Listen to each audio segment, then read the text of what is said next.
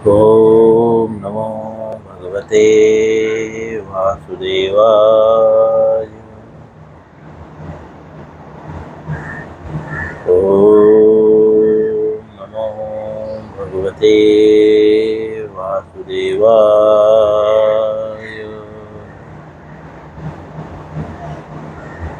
ओम नमो भगवते वासुदेवाय।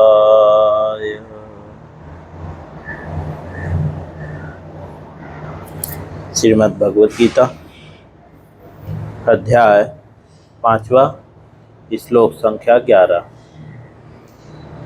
हम परसों भी 11वें श्लोक को ही पढ़े थे, उसके अनुवाद तक पहुँचे थे और कल हम तात्पर्य में कुछ तात्पर्यों को पढ़ चुके हैं इसी श्लोक के।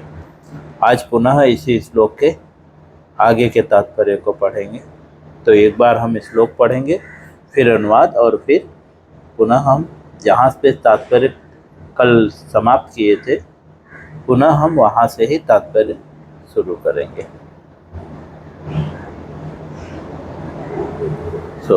एक बार हम श्लोक पढ़ेंगे। भगवद गीता 5वां अध्याय, श्लोक संख्या 11। कायेन मनसा बुद्ध्या केवलैरिन्द्रियैरपि योगिनः कर्म कुर्वन्ति संघं त्यक्त्वात्मशुद्धये। अनुवाद श्रील प्रभुपाद जी के द्वारा। योगी जन आसक्त रहित होकर शरीर, मन, बुद्धि तथा इंद्रियों के द्वारा भी केवल शुद्धिकरण के लिए कर्म करते हैं। जैसा कि हम समझ चुके हैं, योगी जन अर्थात जो कृष्ण भावना भावित व्यक्ति हैं, वे लोग जो है शरीर तथा मन, शरीर और बुद्धि के द्वारा जो है इंद्रियों के स्वयं इंद्रियों की शुद्धि के लिए जो है कार्य करते हैं। वो सेंस ग्रेटिफिकेशंस के लिए कार्य नहीं करते। प्रभुपाद जी अनुवाद में हमें अच्छे से समझाते हैं तात्पर्य में, और उसी तात्पर्य को समझाते हुए प्रभुपाद जी बोलते हैं कि जो कृष्ण भावना भावित व्यक्ति है, अर्थात या जो तो कृष्ण भावना भावित व्यक्ति जो भी कुछ कर्म करता है उससे जो है कोई भी फल प्रकट नहीं होता, भौतिक फल, उससे आध्यात्मिक फल प्रकट होता है। और इसी चीज को श्रील रूप गोस्वामी जो है भक्ति रसामृत सिंधु में बताते हैं। वहाँ से हम स्टार्ट करेंगे। श्रील रूप गोस्वामी भक्ति रसा सिंधु में पहले स्कंद के दूसरे अध्याय के 187 श्लोक में इसका वर्णन इस प्रकार हुआ है। किसका वर्णन इस प्रकार हुआ है? कृष्ण भावना भावित कर्म से जो है भौतिक कर्म कभी प्रकट नहीं होता, कर्म फल प्रकट नहीं होता, क्योंकि कर्म फल ही जो है वो हमारे बंधन का कारण है। जो कृष्ण भक्त होता है वो विष्णु की प्रसन्नता के लिए कार्य करता है, जैसा कि भगवद गीता के 3 अध्याय के 9वें श्लोक में हम पढ़ चुके हैं कि अगर हम भगवान विष्णु की प्रसन्नता के लिए कार्य नहीं करेंगे तो इस भौतिक जगत में बंधन निर्माण होगा। और ये जो भौतिक जगत का बंधन क्या है? जन्म, मृत्यु, जरा, व्याधि। ठीक है, बार बार जन्म लेना पड़ेगा जो व्यक्ति बंधन में है। जो व्यक्ति मुक्त है उसे जन्म नहीं लेना पड़ता, उसे कष्ट नहीं होता। लेकिन जो व्यक्ति मुक्त नहीं है उसे कष्टों का, अनेकों कष्टों का सामना करना पड़ेगा।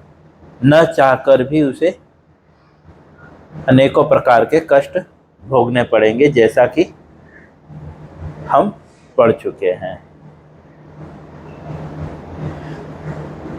कौन?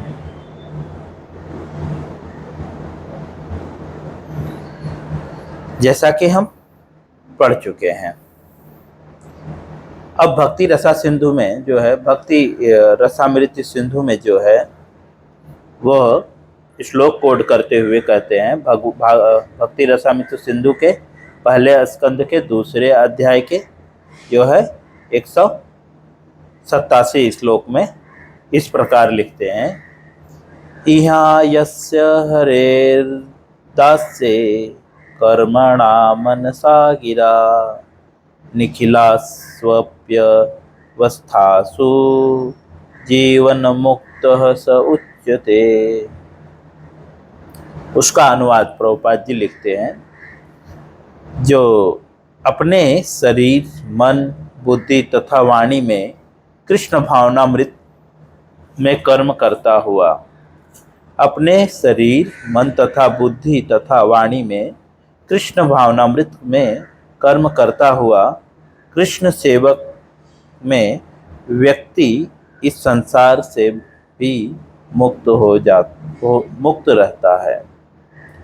प्रभुपाद जी बता रहे हैं कि भक्ति रसामृत सिंधु में बताते हैं रूप गोस्वामी कि जो कृष्ण भावना भावित व्यक्ति है वो शरीर से, मन से और बुद्धि से जो है कर्म करते हुए, कैसा कर्म करते हुए, यहाँ पे ब्रैकेट में लिख रहे हैं कृष्ण सेवा, कृष्ण के लिए कर्म करते हुए जो है वह इस संसार से जो है मुक्त रहता है।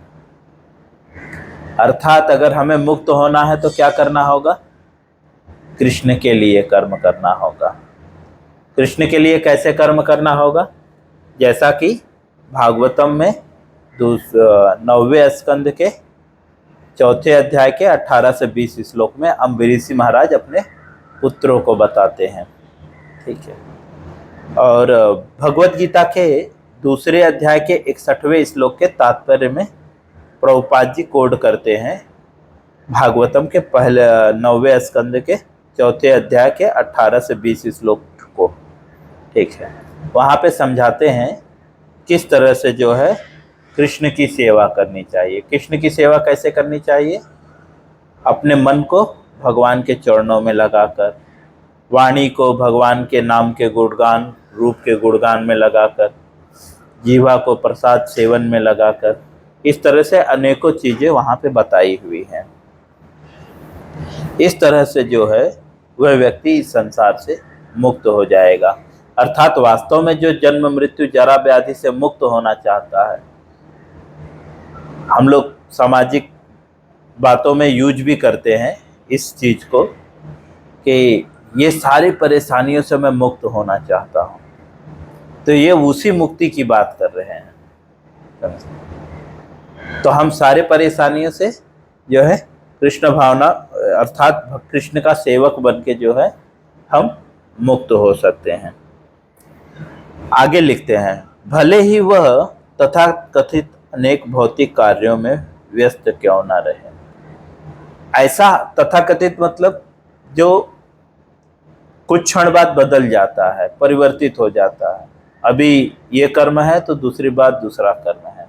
तो प्रभुपाद जी लिखते हैं, भले ही जो है वो तथाकथित भौतिक कार्यों में व्यस्त क्यों ना हो।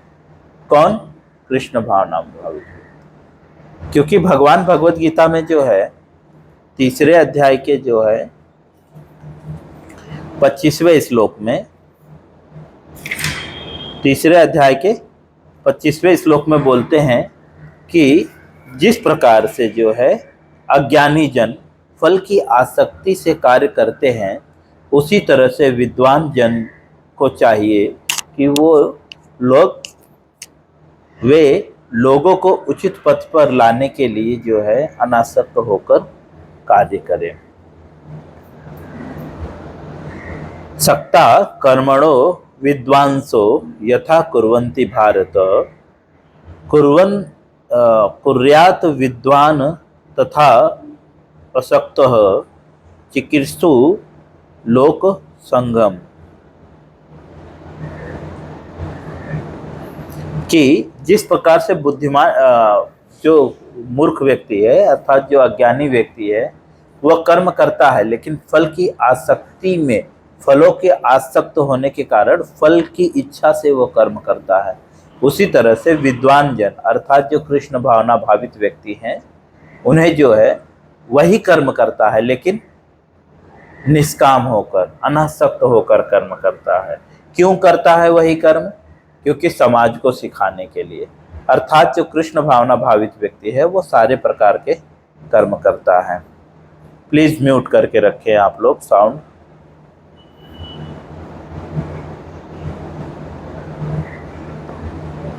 Sarvesh ji please sound mute करके रखें। तो उसी प्रकार से जो है कृष्ण भावना भावित व्यक्ति जो है कर्म करता है। तो ऐसा देखा जा सकता है कि हो सकता है कृष्ण कोई भक्त जो है भौतिक कार्यों में रत हो, लेकिन वो अनासक्त होकर कर्म करता है। उसका उदाहरण क्या है, कैसे पता चलेगा? तो आगे लिखते हैं, उसमें अहंकार नहीं रहता। जो अनासक्त होकर कार्य करता है उस व्यक्ति में अहंकार नहीं होता। जैसा कि भगवद गीता के 3 अध्याय के 27वें श्लोक में भगवान बताते हैं, प्रकृति क्रिय कर्माणि गुणे कर्माणि सर्वस अहंकार विमूढ़ात्मा कर्ता अहमिति मन्यते। जो अहंकारी व्यक्ति होता है वो स्वयं को क्या समझता है? कर्ता समझता है। लेकिन हम जो है भगवद गीता के 5वें अध्याय के जो है 8वें 9वें श्लोक में पढ़ चुके हैं कि जो कृष्ण भक्त है वो सारे कर्म करता है, चलता है, फिरता है, खाता है, सोता है, सब कुछ करते हुए वह क्या सोचता है कि मैं इससे पृथक हूँ और ये सब मैं नहीं कर रहा हूँ। वास्तव में कर्ता कौन है? भगवान है। ठीक है। लेकिन अहंकार विमूढ़ आत्मा, जो मूर्ख व्यक्ति है, वो स्वयं को कर्ता मानता है। आगे, क्योंकि वह इसमें विश्वास नहीं रखता। उसको क्यों अहंकार नहीं होता? क्योंकि वो जो है इन कार्यों में विश्वास नहीं रखता। वो बस जैसे कोई कंपनी में व्यक्ति काम करता है, तो क्या वो कंपनी के काम में विश्वास रखता है क्या? नहीं, वो तो सेठ ने बोल दिया उसे कर देता है ना। कल सेठ बोलेगा इसे तोड़ दो, तो वो क्या करता है? तोड़ देता है ना। अगर परसों दूसरा कुछ बोलेगा इसे रख लो, तो वो बोलेगा क्या? सर आपने कल बोला था फेंक दो, आज इसे रखने के लिए बोल रहे हो, ऐसा बोलेगा? नहीं बोलेगा, है ना। क्यों?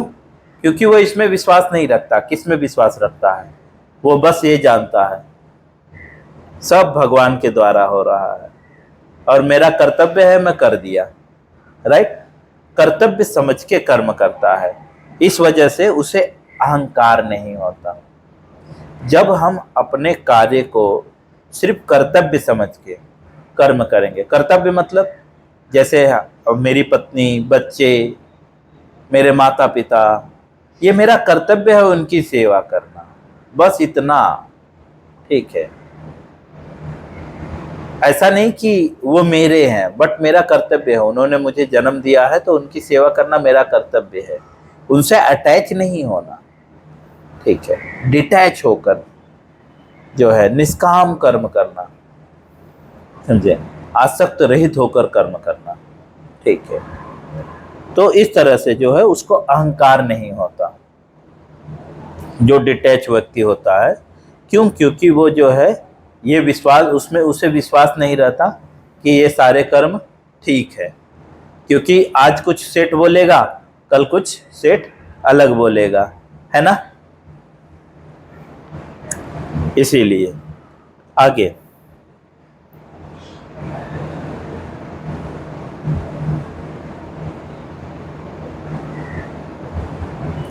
अथवा यह शरीर उसका है।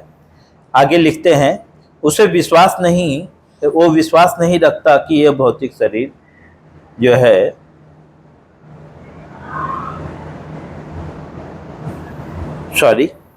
उसे अहंकार नहीं रहता, क्योंकि वह इसमें विश्वास नहीं रखता कि वह भौतिक शरीर है। प्रभुपाद जी लिख रहे हैं कि जो कृष्ण भावना भावित व्यक्ति होता है उसे अहंकार नहीं होता। क्यों अहंकार नहीं होता? क्योंकि वो इस शरीर को अपना मानता ही नहीं, वो विश्वास नहीं रखता कि ये शरीर उसका है, जैसा कि हम जो है 8वें 9वें श्लोक में पढ़े हैं। समझे, वो स्वयं को इससे पृथक मानता है। इसी चीज को यहाँ पे प्रभुपाद जी लिख रहे हैं। अथवा वह यह शरीर उसका है, वो दोनों चीज, ये शरीर मेरा नहीं है या मैं ये शरीर नहीं हूँ, ये दोनों में विश्वास नहीं रखता। वह जानता है कि वह यह शरीर नहीं है, ठीक है, और न यह शरीर उसका है, वह स्वयं कृष्ण का है। वो क्या जानता है कि यह शरीर जो है मेरा नहीं है और मैं ये शरीर नहीं हूं। दूसरा, यह शरीर जो है उसका है, उसका मतलब भगवान का है, प्रकृति का है। यस, वह स्वयं कृष्ण का है। यह शरीर भी कृष्ण का है और मैं भी स्वयं भी मैं कृष्ण का हूं, और उसका यह शरीर भी कृष्ण की संपत्ति है ना। जब वह शरीर, मन, बुद्धि, वाणी, जीवन, संपत्ति आदि से उत्पन्न प्रत्येक वस्तु को जो भी उसके अधिकार में है कृष्ण की सेवा में लगाता है, तो वह तुरंत कृष्ण से जुड़ जाता है। कृष्ण से व्यक्ति कैसे जुड़ जाता है? जब वह शरीर, मन, बुद्धि तथा वाणी, जीवन, संपत्ति से उत्पन्न प्रत्येक वस्तु को जो उसके अधिकार में है वह भगवान की सेवा में लगा देता है। अर्थात अगर हमें कृष्ण से जुड़ना है तो क्या करना होगा? उसी चीज को घुमाकर बोल रहे हैं, प्रत्येक वस्तु भगवान की सेवा में लगानी होगी। जैसा कि भगवत गीता के 3 अध्याय के 9वें श्लोक में बताते हैं। यज्ञार्थ, भगवत गीता 3 अध्याय 9वां श्लोक। यज्ञार्थ कर्मणो नेत्रम लोकोयम कर्म बंधनम तदर्थम कर्म कौन्तेय मुक्त संग समाचर। समझे? क्योंकि वह भगवान की, विष्णु की प्रसन्नता के लिए कर्म करना चाहिए। उसी चीज को यहाँ पे बता रहे हैं और एक्सप्लेन करते हुए कि जब व्यक्ति मतलब कोई भी व्यक्ति जो है, जब शरीर से, मन से, बुद्धि से और जीवन संपत्ति अर्थात इस जीवन से जुड़ी हुई प्रत्येक संपत्ति, कृपया करके म्यूट करके रखें। जीवन से जुड़ी हुई प्रत्येक संपत्ति जो है, जब वह भगवान की सेवा में, जो भी उसके अधिकार में है, वह व्यक्ति के अधिकार में जो भी कुछ है, वह जब कृष्ण की सेवा में लगा देता है तो वह तुरंत कृष्ण से जुड़ जाता है। वह कृष्ण से एक स्वरूप हो जाता है और उसका अहंकार और उस अहंकार से रहित होता है। किस अहंकार से रहित होता है? प्रकृति क्रिया कर्माणि गुणे कर्माणि सर्वशः अहंकार विमूढ़ात्मा कर्ता अहमिति मन्यते। वह उस अहंकार से मुक्त हो जाता है, किस? स्वयं को वो कर्ता नहीं मानता। इस कर्ता के अहंकार से वह व्यक्ति मुक्त हो जाता है, जिसके कारण मनुष्य सोचता है कि मैं शरीर हूं, कर्ता मैं ये शरीर हूं तभी तो कर रहा हूं, मैं स्वयं को शरीर मानता हूं, इसीलिए मुझे लगता है कि मैं कर रहा हूं। तो प्रभुपाद जी यहाँ पे बताते हैं कि जिसके कारण मनुष्य सोचता है कि मैं ये शरीर हूं, यही कृष्ण भावनामृत की पूर्ण अवस्था है। प्रभुपाद जी बोलते हैं कृष्ण भावनामृत की पूर्ण अवस्था क्या है? मन, बुद्धि, है ना, मन से, शरीर से, बुद्धि से, वाणी से, जीवन, संपत्ति आदि से उत्पन्न प्रत्येक वस्तु जो उसके अधिकार में है, जब वह कृष्ण की सेवा में लगा देता है तो वह कृष्ण से जुड़ जाता है, वह कृष्ण में एक स्वरूप हो जाता है और वह अहंकार रहित होता है। क्यों? क्योंकि वह ये नहीं सोचता कि मैं ये शरीर नहीं है। यह कृष्ण भावनामृत की पूर्णता है। पूर्णता मतलब यह कृष्ण भावनामृत की स्थिति है। अर्थात जो स्वयं को भक्त बोलता है उसकी स्थिति क्या होनी चाहिए? वह स्वयं को शरीर नहीं मानना चाहिए, ठीक है, और वो जो है भगवान का सेवक समझना चाहिए। इस तरह से श्रील प्रभुपाद जी जो है 5वें अध्याय के 11वें श्लोक का तात्पर्य पूर्ण करते हैं। हरे कृष्णा। इस श्लोक से रिलेटेड किसी को कुछ पूछना है? क्योंकि 3 दिन से हम एक श्लोक को ले रहे थे। हरे कृष्णा।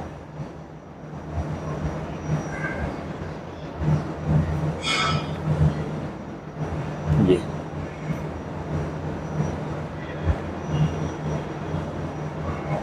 जी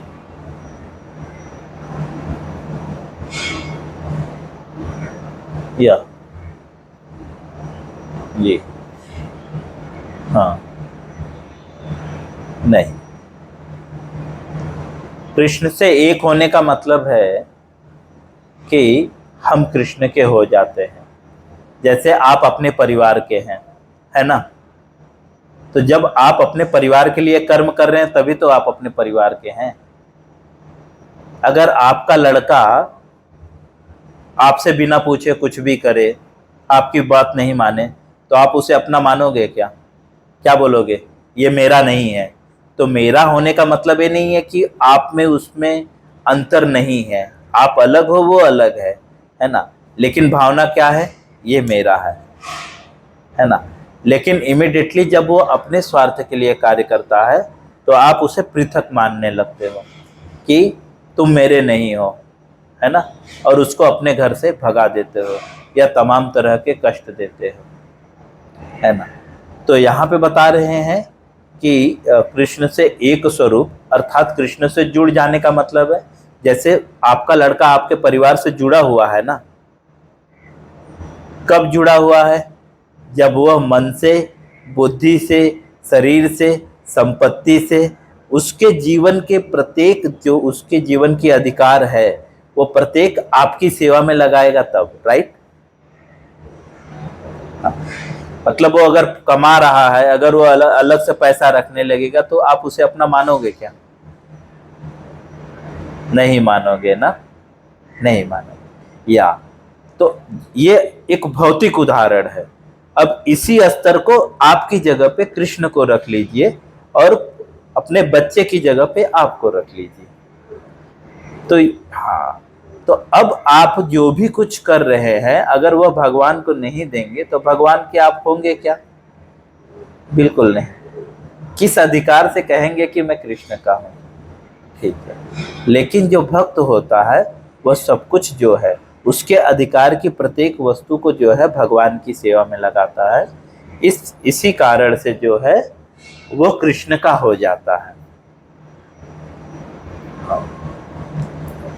जिस तरह से आपका लड़का अगर प्रत्येक उसके अधिकार की वस्तु आपको समर्पित करने लगे तो आप उसे सारा अधिकार दे दोगे, है ना?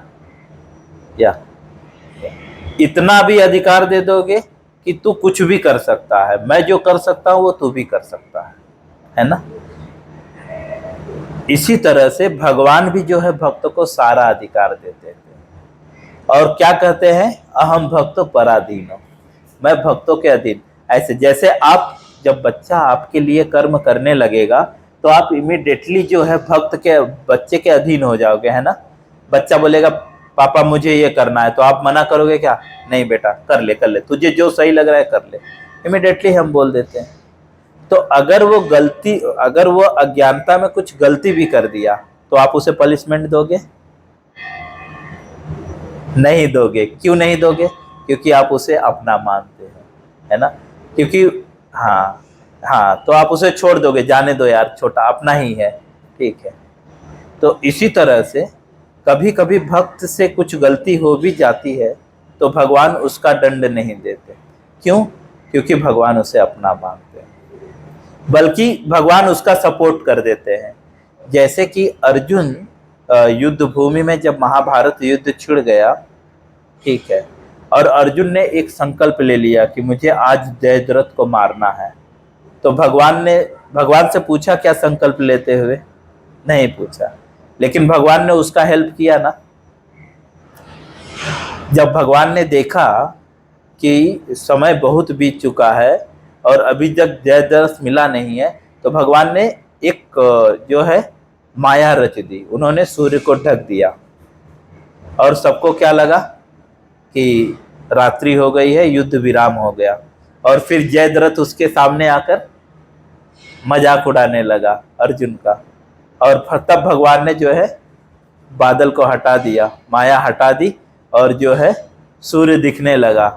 तो भगवान ने अर्जुन को बोला, अर्जुन अभी सूर्य अस्त नहीं हुआ है, इसका वध कर दो। तो अर्जुन ने उसका वध कर दिया। तो इसी प्रकार से जब हम सब कुछ कृष्ण के लिए करने लगते हैं, अर्जुन की अधिकार की प्रत्येक वस्तु वो कृष्ण को समर्पित कर दिया था।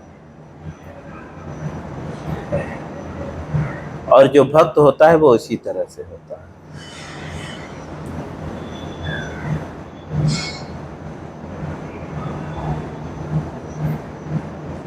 और किसी का कुछ प्रश्न?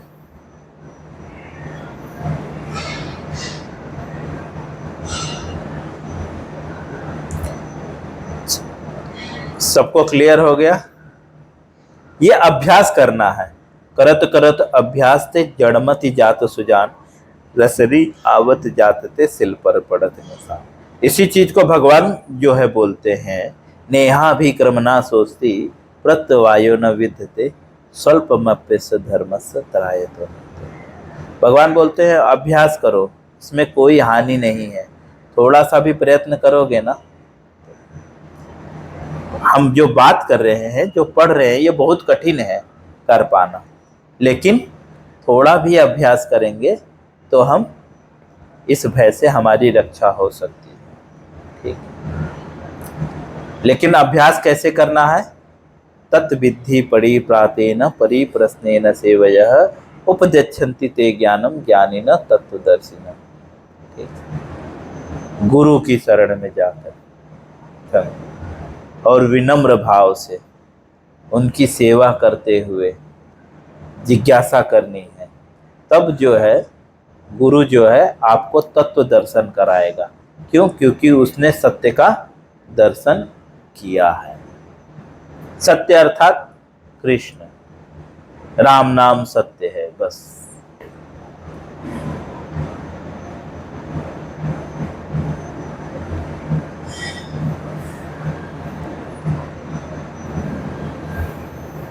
ठीक है, सो हम यहाँ पे समाप्त करते हैं। कल हम जो है 12वें श्लोक को लेंगे। हरे कृष्ण।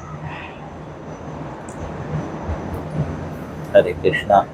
कृपया करके 6:30 to 6:35 के बीच में आप लोग आ जाएं। लेट आएंगे तो